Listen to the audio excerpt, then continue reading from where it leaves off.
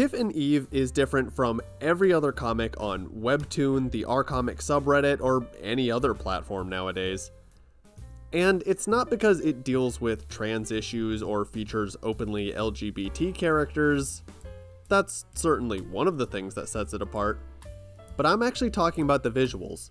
Tiff and Eve looks like newspaper comic strips, but it conveys messages far from what we consider typical to that style. Welcome to the Zombie Comics channel. I'm Aura. Hello, I'm Francesca Sundblad, and I draw Tiff and Eve. It's been a minute since I've done an artist interview. It's been 84 years. But I've had my eye on Tiff and Eve and their artist for a while. They exploded onto the scene and established themselves in the online comics community seemingly overnight. And it's not hard to see why. Tiff and Eve follows, well, Tiff and Eve. Tiffany Stoa is a male-to-female trans woman living with her trans ally, but cisgendered roommate, Eve Parker. Tiff is the one who tries to be morally right in situations, while Eve's passion boils much closer to the surface. She operates more on instinct, what feels right at any given moment, leading her to being much more impulsive. Of course, you've also got the supporting cast, including Josie, Tiff's friend and coworker, Janice, the office nuisance, and plenty more. The comic stands out from every other. Not because Sundblad is forging a new art style, but rather harkening back to an older one, comic strips. It's something that's been inspiring her since she first picked up a pencil. I think my dad, he loved comic strips, and he read us comic strips, my brother and I. I was a bit young, really, 'cause it was Calvin and Hobbes. And I absolutely loved it. And I loved how inappropriate Calvin was, which was probably really bad for a kindergartner to be into. In kindergarten, we were supposed to draw these ice cream cones for parents to see on parent-teacher visit night. And I drew my ice cream cone to be a battle going on between cowboys and Indians with arrows and all kinds of people. So that was fun. Comics as a medium has loads of subgenres. You've got webcomics, comic books, graphic novels, digital comics, comic strips. Depending on who you ask, even manga is a subgenre of comics. But, people are passionate about whether manga would go here or here. And I ain't even going near that.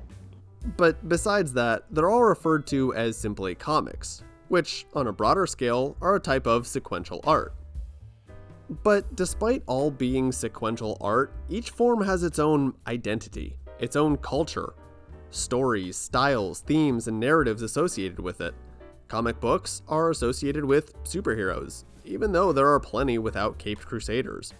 You could carve your steamy Sherlock x Shadow the Hedgehog fan comic into a cave wall, which would by definition make it sequential cave art. But if I say cave paintings, you're gonna think of things like Red Hunter stick figures chasing a mammoth. So if I say newspaper comic strips, images very similar to Tiff and Eve might come to mind. Thick outlines, rounded eyes, exaggerated facial proportions.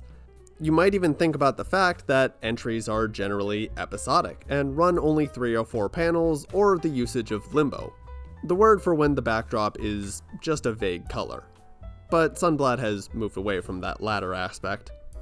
Wise, I personally think it looks much better. Their eyes are no longer tiny. The first few Tiff and Eves, they've got early Garfield eyes. Generally, I've gotten less lazy with backgrounds. You can look in the backgrounds of several Tiff and Eves where it's just a gradient that's back there, because I didn't want to bother drawing anything else, because this stuff takes a really long time. Tiff and Eve takes about 2 to 4 hours every strip, and then another hour to 2 hours to color. But when it comes to themes of newspaper comic strips, you're much more likely to think of traditional values. Flip through your local newspaper to find the funnies, and you'll find it filled with nuclear families joking about raising kids, or editorial cartoons about how today's youth just don't get it. Now, I'm not saying this is true or that it's all boomer humor, but that's the general perception because, well, newspaper comic strips are an old medium. And that's exactly why Tiff and Eve presents such an interesting contrast between its style and its themes. The newspaper comic strip just isn't associated with being progressive, even if many of them have been progressive over the years. Within the very first episode of Tiff and Eve, the characters are talking about anti-trans sentiment. It's not a topic that's going to crop up in something like Kathy. It's almost jarring to see such discussions in a style that usually never touches anything even remotely close. Sundblad will often incorporate multi-part arcs that tackle things like difficulties finding employment for trans people, facing bigoted family members at reunions like weddings, dating. Though it's not just the drawbacks that she highlights. In one arc, Tiff and an artist named Veronica started flirting at an art gallery, one filled with tons of webcomic artist cameos. Even my old avatar and my zombie character Addie appear. But wait! What is that? And the contrast has led to some unexpected places. Sundblad has gotten comments that it makes people feel nostalgic and received messages about how the art style has made it easier for people to share with older relatives. Because comic strips are such an old medium, several generations of readers and artists have grown up with this particular style. I love comic strips. I've always loved comic strips. I was reading comic strips in school more than I was reading books, which was probably not great for my education looking back on it. Now, maybe I should have picked up some Boxcar Children chapter books instead of reading Calvin and Hobbes, There's Treasure Everywhere for the upteenth time that year. This love for comic strips would become the default in Sundblad's mind. She didn't set out to make a webcomic that looked like a newspaper comic strip, she just started drawing what she thought comics were supposed to look like. Though this didn't start with Tiff and Eve. Her comic journey actually started all the way back when she was in high school, in 2014, with Nikoai the Kremlin Guard. Even at the start of her career, she was targeting some heavier topics. Oh, this is heavy. Oh, it gets worse! The Russian government tampering with US elections, brutal conditions of the Gulag, and international political relations. Since these were just made for her college newspaper, they flew under the radar. But yeah, starting out with topics this intense was only a sign of what was to come. And you could see some elements typical to comic strips, like relatively little movement from panel to panel sometimes. Nikoai ran until around December 2018, but Sundblad would start another comic that same spring, Andy and Death, about a college woman and her roommate, Death, which, as strange as it sounds, was probably the closest to a proto-Tiff and Eve out of all of Sundblad's early comics. Just like Nikoai in her eventual series Tiff and Eve, Andy and Death echoes the humor and situations her flagship series is known for. Andy was actually a character left over from my high school paper days. She wasn't really utilized at all, or at least I didn't utilize her very well. So, and I had her just there. So when my college editor told me that she wanted something new instead of Nikoai the Kremlin Guard, I brought Andy back to hang out with Death. Sundblad would have several more series before Tiff and Eve, including False Advertising Inc. and Goat of Kiev, and oh yeah, that one about Nazi war criminals. We'll get to that one. But it was another comic that would especially influence her direction in comics, even giving her the username she goes by, Crazy Gnomenclature. This is Gnomes. It's about, well, In a hole in the ground, there lived a gnome.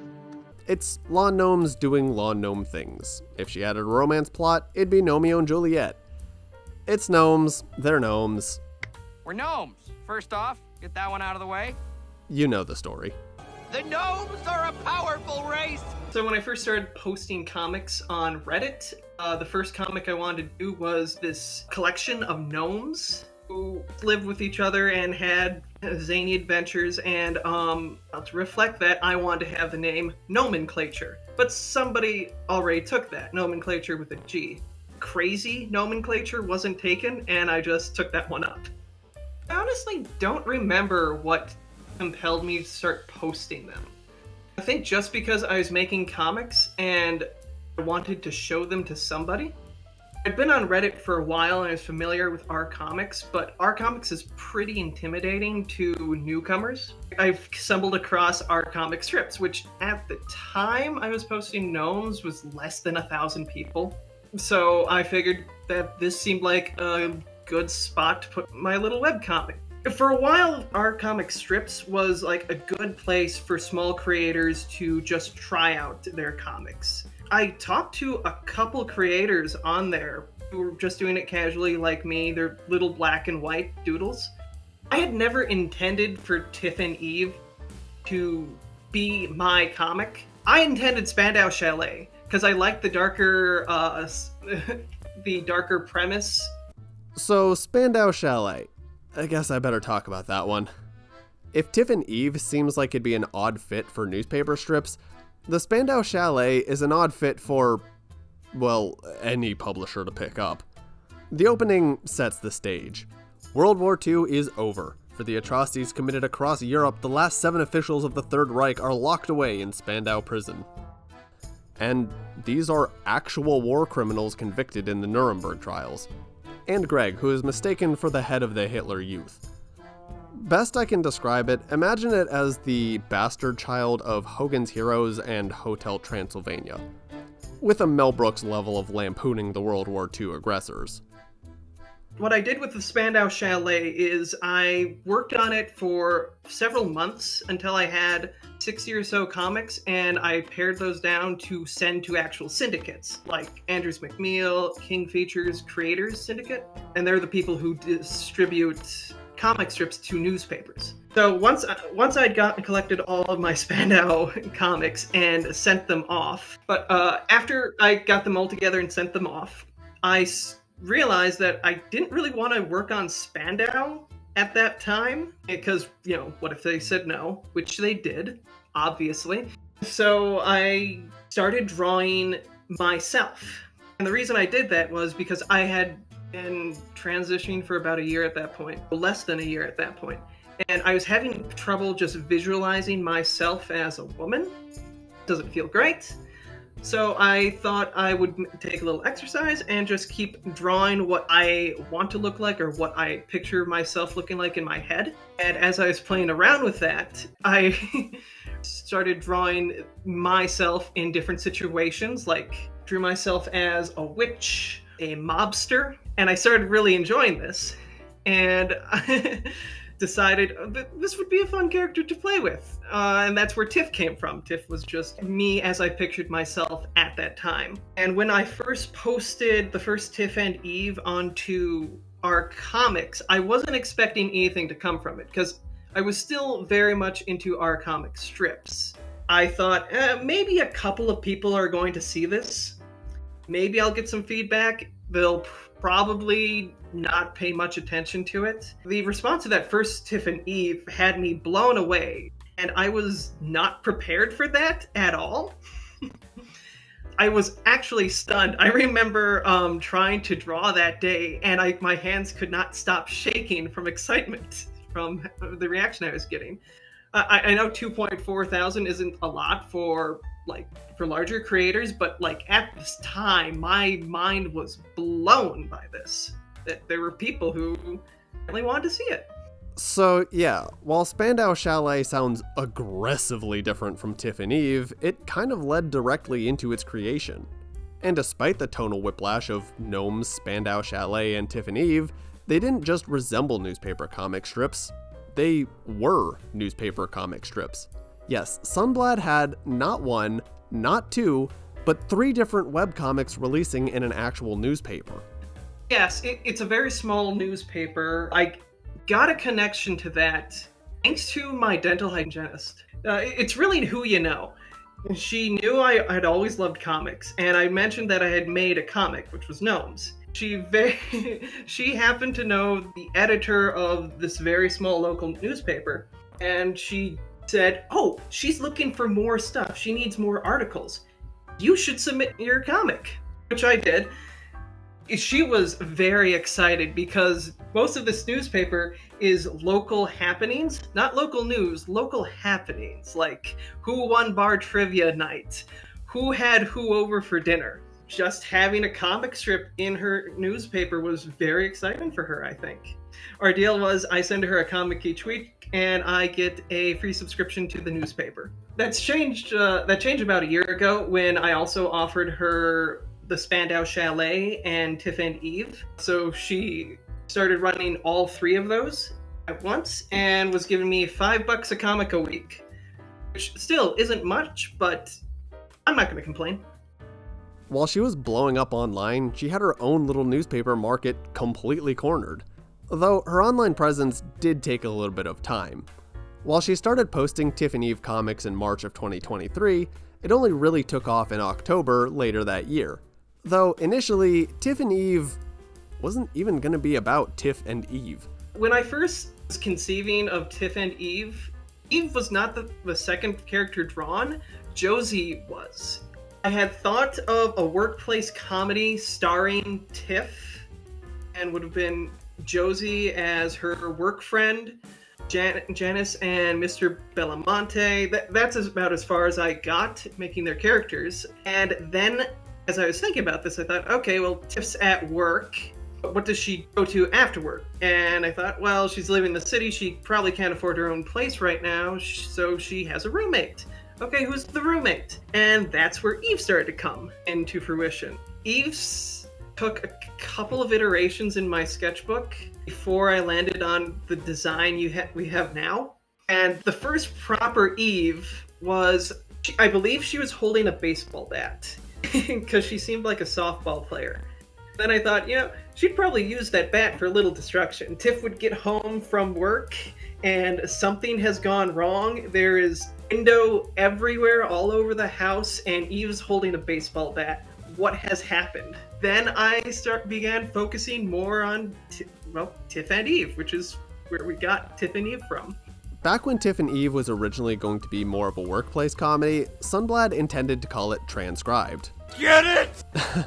No, but that is a fantastically corny pun, and I am all for it. But I'm sure one of the big questions you might have about the series, is it autobiographical? Since Sundblad is a trans woman herself, and Tiff and Eve tackle very specific scenarios and issues of trans people, it has to come from real-life experience, right? She stated earlier that it started out as various drawings of herself, but what about the stories themselves? I do have an approach to them when I write them. A lot of Tiff's experiences and perspectives are taken from me, but so is a lot of Eve's. If you're familiar with Freud's belief about the psyche, Tiff is part of my superego. She's trying to be morally right. Eve is operating on id, mostly instinct, what feels good, what feels right to her. And when they clash, well, then you've got my ego there. That's me. I mean, they're not like always 100%.